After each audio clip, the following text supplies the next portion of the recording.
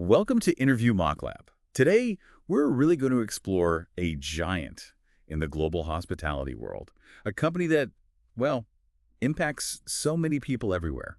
Whether you're maybe gearing up for a big interview, thinking about a career shift, or honestly just want to be better informed about a major player, this is for you. We are talking about Hilton Worldwide Holdings, Inc. Yeah. Most people just know it as Hilton. As we'll get into.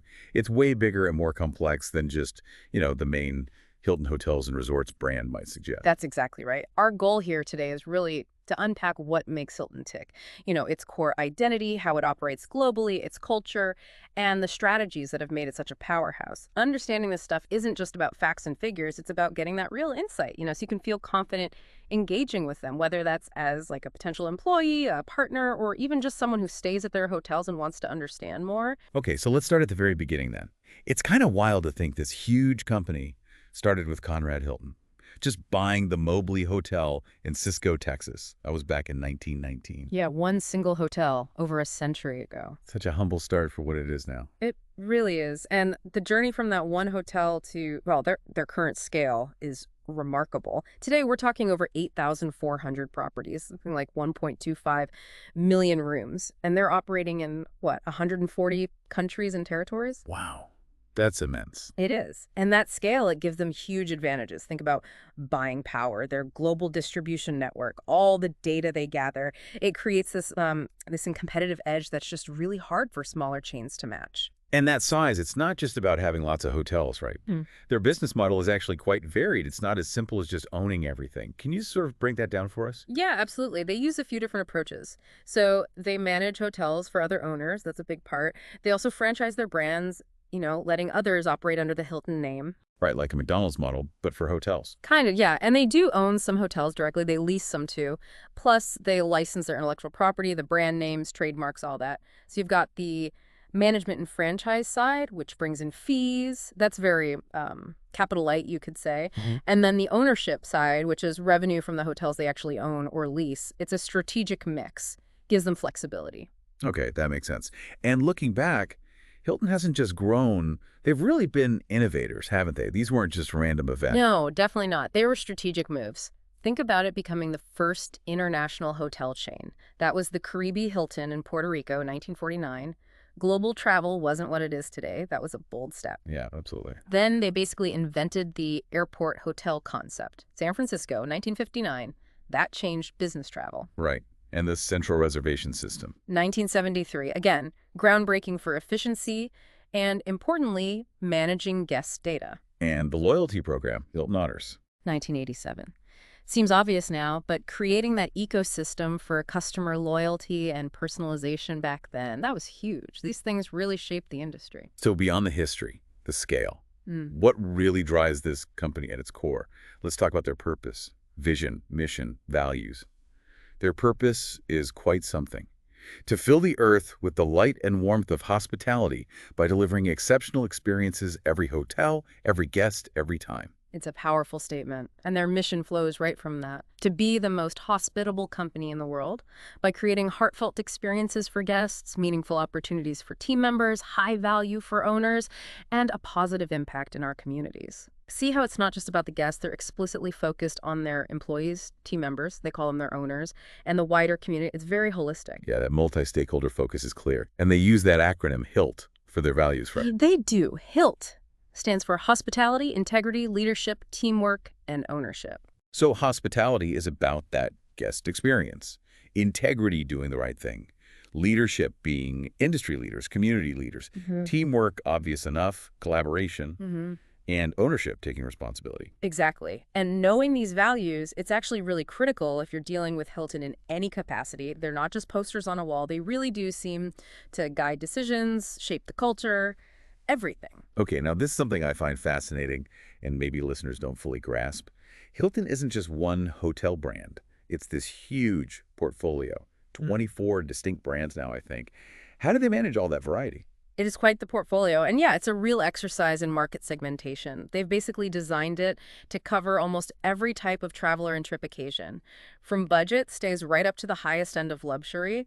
The idea is to capture market share across the board without brands stepping on each other's toes too much. So how do they group them? Can you give some examples? Sure. Let's start at the top with luxury.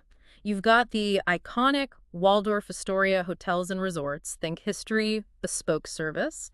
Then there's LXR hotels and resorts. These are more unique, independent feeling luxury spots. And Conrad hotels and resorts, which is more about modern, stylish luxury. Okay, the high end. What about the ones that feel a bit more unique or trendy? Lifestyle brands. Exactly. That's the lifestyle segment. You've got Canopy by Hilton, which really tries to connect you to the local neighborhood vibe. Curio Collection by Hilton. These are handpicked, independent hotels with character, but backed by Hilton. Same idea with Tapestry Collection by Hilton, maybe a slightly different feel. Then there's Motto by Hilton, their micro hotel concept for cities. And Tempo by Hilton, which is designed to be kind of uplifting, good for productivity. Wow, that's already a lot. What about the sort of mainstream core brands people know? All right, the full service category. That includes the flagship, Hilton Hotels and Resorts, the name everyone knows. Then Signia by Hilton, which is specifically geared towards big meetings and events, very high end for that market. Doubletree by Hilton, famous for the warm cookie, right? Known for friendly That's not service. puffy? Definitely not. And Embassy Suites by Hilton, which is their all-suite brand, usually with free breakfast and evening receptions. Okay, and then there's the more focused service or longer stay options. Yeah, the focus service extended stay segment is huge. You have Hilton Garden Inn, a really reliable mid-range choice.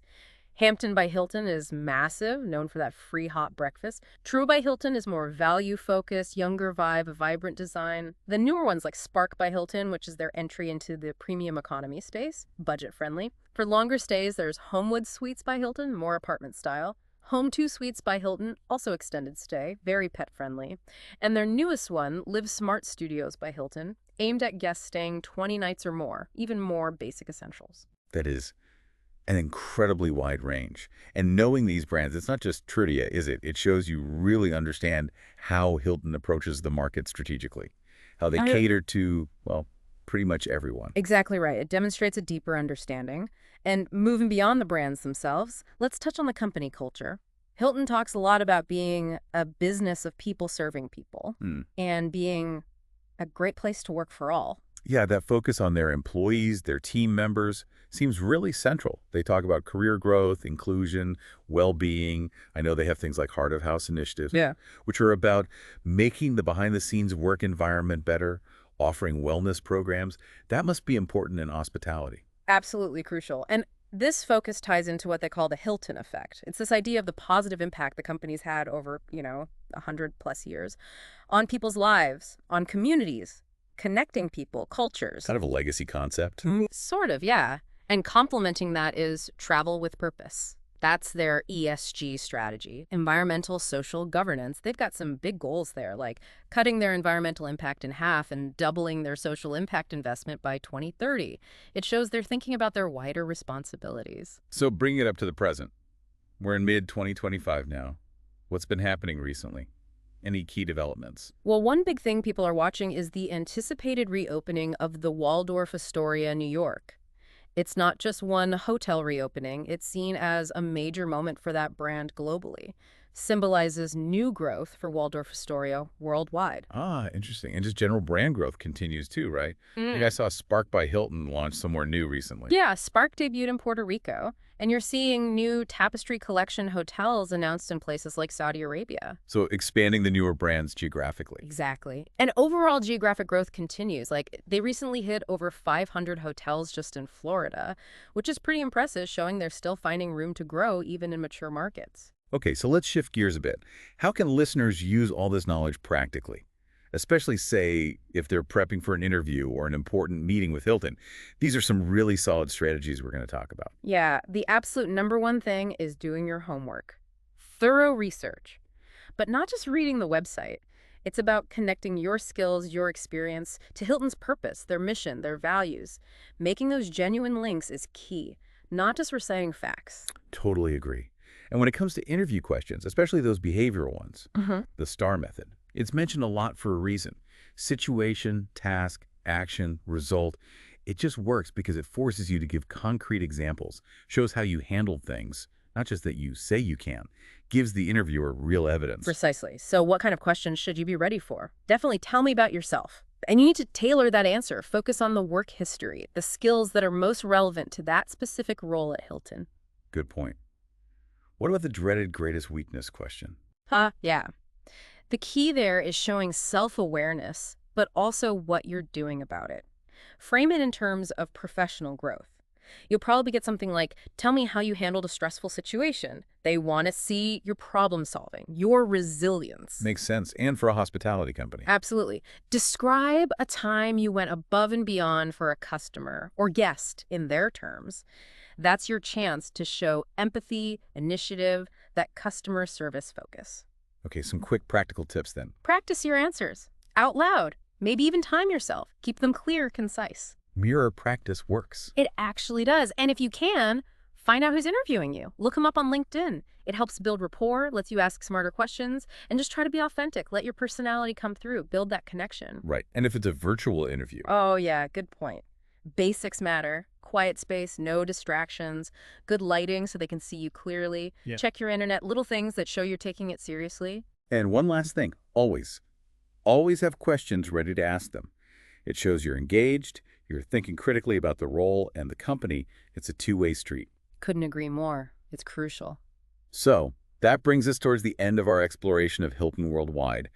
Hopefully you can see the real value in this kind of thorough preparation, in truly getting under the skin of a company like Hilton.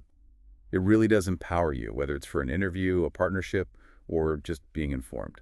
Yeah, and maybe a final thought to leave you with. Think about how you could use this kind of approach, breaking down an organization, its history, its values, its strategy, what it's doing now for any company, or even any complex topic you want to understand. It's a way to turn a mountain of information into something you can actually use, into real insight. That's a great takeaway, a framework for understanding. We really encourage you to apply these ideas, whether in your career or just to satisfy your own curiosity about the world. And hey, if you found this helpful, please do connect with us, subscribe, follow along. We'll have more practical insights and tips coming your way in future segments.